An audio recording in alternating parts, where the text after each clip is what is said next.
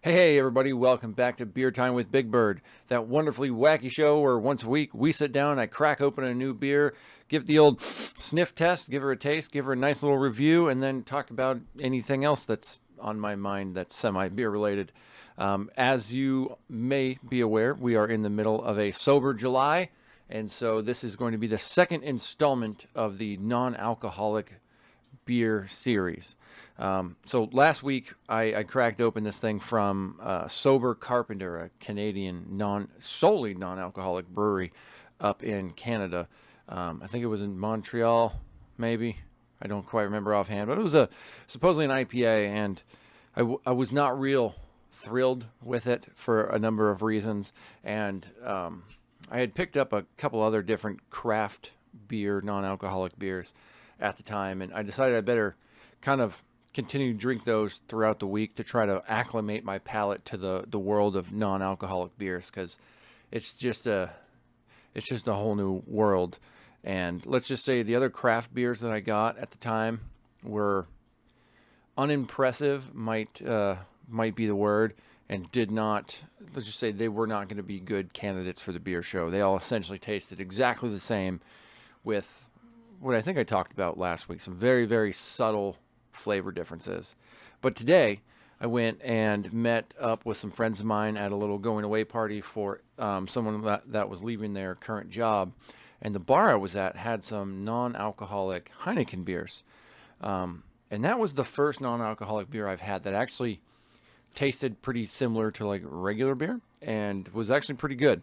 We're not going to do that one today since it's kind of a cheat. And so I decided to take a different tact, and I went through the non-alcoholic beer aisle at Total Wine again, and I picked up some import beer, hoping that there will be a stark difference in, say, a European or German style beer from a big, famous German beer brewery. I'm hoping that this will be a little bit of a different endeavor. It might be more similar to the Heineken situation that I had this afternoon. So, without any further delay, let's go find out what's on tap today, shall we? All right. As promised, one of the biggest beers in Germany, one of the biggest breweries in Germany, I should say. I believe it is the number 3 distributed beer in Germany and the number 1 draft beer, and that is the Bitburger. Except this is Bitburger 0.0. Premium, pills, alcohol-free. I guess that's probably how you say it in German too, because it's spelled just like that. Except they spell free way more fun than we do here in America. So let's crack open in this thing, and let's just really hope. I'm really hoping, because I don't know if this is subpar. I don't know how long we're going to be able to, I don't know if we're going to be able to do this throughout the rest of the month. I'm definitely going to be doing the sober July through the remainder, obviously, but because my willpower will not allow me to not do that. I've set my sights on that. That's what we're going to do. And you know, if we need to cross that bridge, we'll just say we'll cross it if we come to it. So hopefully the German imported non-alcoholic beers will do us a nice service here, and we'll be reminded of our time. Oh, you can't see it, but the Christmas beer time that we did last December with nothing but German imported beers. Hopefully we do something like that. Might try another domestically brewed craft alcohol-free beer, but I had 3 of them last week to give them a shot, and I'm thoroughly unimpressed with all of them. So let's pour this bad boy out, and let's see what we've got for us today. It's got a really good color. It doesn't look like a sick beer. The other ones look like, you know, like when somebody's really sick with the flu or something like that, they lose all the blood in their face and they get real pale. Look at this. This is a golden, beautiful, like straw gold, like a nice Pilsner should, brewed with the standard German purity law rules, nothing but water, malted barley, and hops are going into this bad boy. And I have a feeling that the Europeans generally use the filtration method when it comes to removing the alcohol from their beers, not a different version of the brewing process altogether. So let's take a smell. Oh, now see that smells like beer. I'm really excited about this. Bitburger regular Pilsner, you usually see it in a big white and silver can. It's very popular if you're in the European game over at the football matches. Um, Soccer for us Americans, it's a pretty big beer over there for that. And just kind of generally all over the place. Like I said, it's the #1 draft beer in Germany. Oh, man, I cannot tell you how refreshing it is, though, to smell an alcohol-free beer that smells like a beer should smell. I'm super jazzed about this, like in a bad way. So cheers, everybody. Let's dive into this bad boy.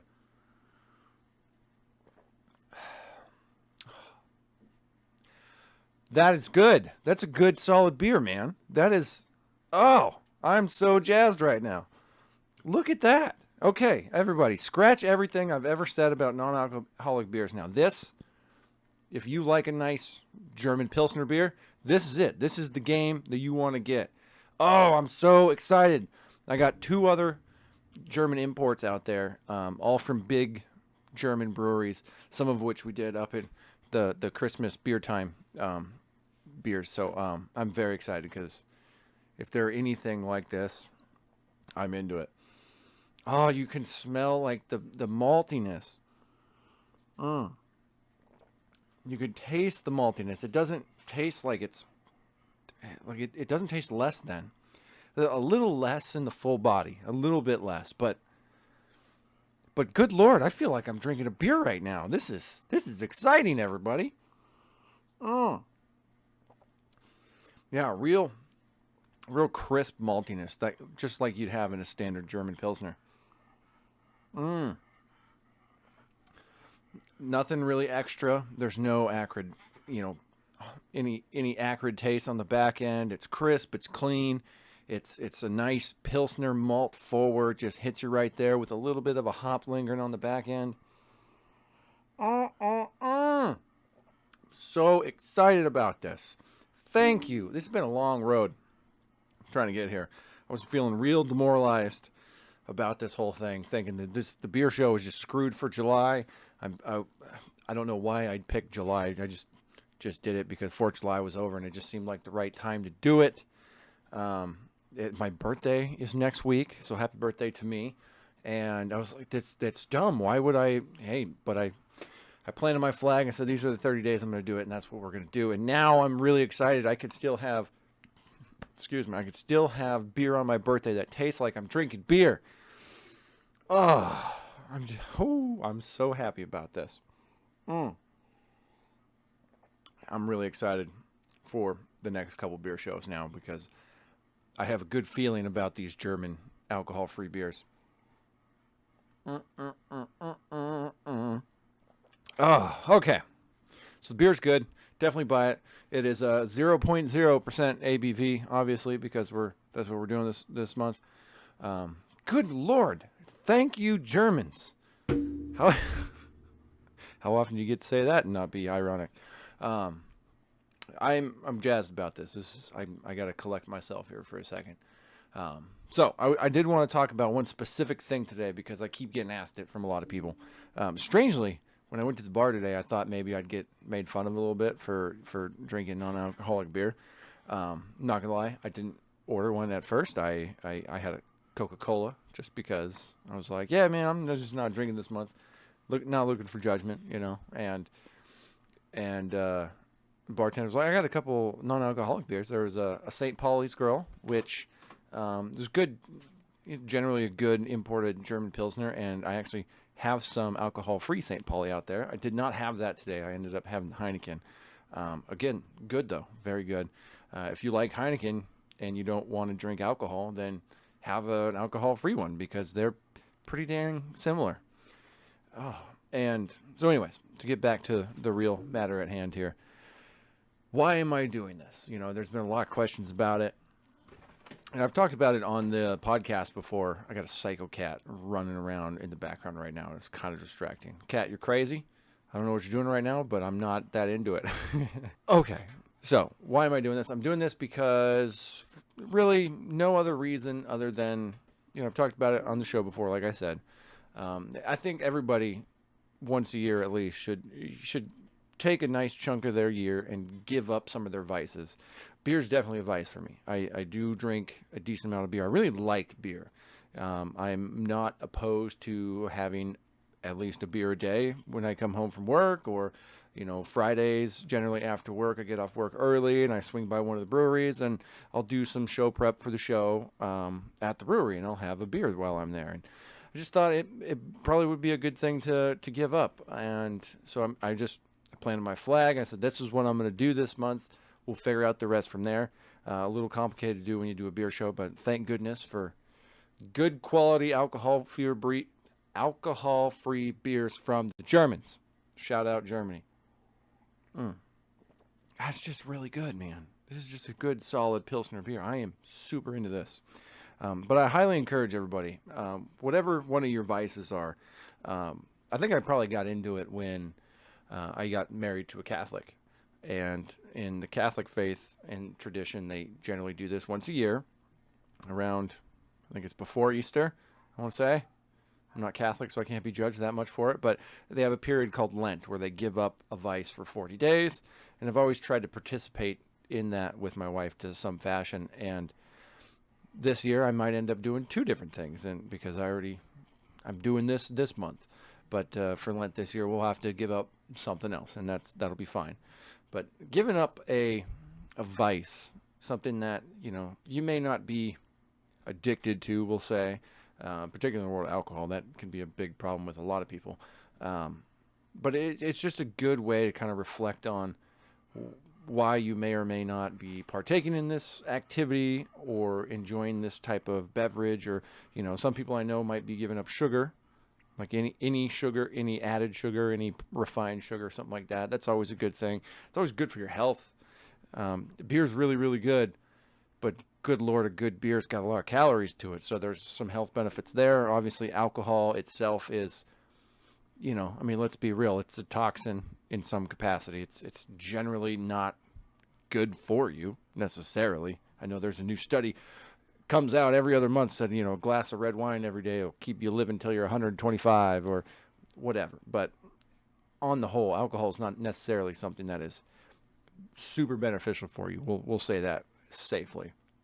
So it's good to be able to cut some of those things out of your life, and you can reassess how they interfere with your life, how they interact with your life, and how you feel personally going without those things for a little while. I do miss having a beer every night, and that's why I've been drinking those other non-alcoholic beers. It's kind of habitual, if you will, not so much in the addictive sense, but kind of in the cathartic sense. Come home, you put your feet up, you watch a show or something like that. Whatever it is that you do to kind of help unwind from the day. Maybe you have a glass of wine for dinner. I don't know, but this is what I chose to do this year, and I'm enjoying it so far. I don't know if I felt any better or worse or anything like that. I think I've kind of remained neutral, other than the fact that my beer selection has narrowed rather significantly. But now that I know I got a solid one right here. Excuse me. Like I said earlier today, I like that Heineken non-alcoholic beer, so I know I got at least two solid choices. And I'll probably dabble around with some of the other non-alcs too. You got a big store like Total Wine like that, there's an endless number that you can get into. I mean, I could probably do, just from the selection that was on the shelf today, could probably do a non-alcoholic beer every week for probably 6 months. There's a good selection of it, including everything from Budweiser and Coors and Pabst. A lot of the main big domestic breweries in America have those. There's a whole gang of German imported ones. And then a bunch of like crafty ones too.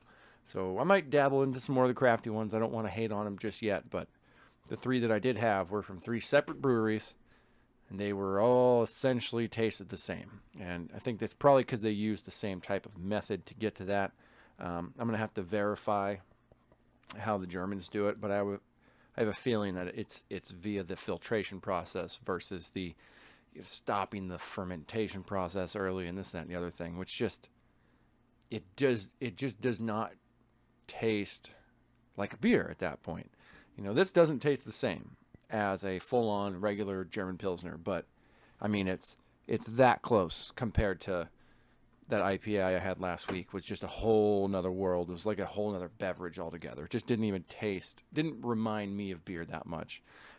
Funny, actually, in the following day after the beer show last week, we had a guest come over for episode 129, Salted Streets Podcast. Make sure to check it out on the YouTube channel right here on Salted Streets YouTube. Make sure to like, comment, share, do the whole 9 yards. But in one of I think it's the opening of the second segment, I brought out the beers for everybody, and we've been doing kind of a mixed 6 random beers every episode now. And this time I had everybody try one of my non-alcoholic beers, and the reception was not pleasant. Nobody liked it. It was not good. And even though I continued to drink them because, hey, I bought them, I'm not going to waste all my money on that. I continued to drink them until they were gone and got through it somehow. And now I look forward to my next one. I'm very excited about this. So, yeah, I hope that you guys are having a fantastic Friday, getting into a fantastic weekend. I've got a great weekend ahead, and my wife is coming back from a long trip out of the country, and so I get to see her beautiful face on Saturday. So I'm jazzed about that. Everything's going good. I hope everything's going good with you guys. Cheers, everybody. Happy Friday. Keep on drinking. And if you're like me this month, keep on drinking alcohol free. Cheers. Welcome to the salt of the streets, coming at you every week with this food for thought. Hope you ready to eat everything.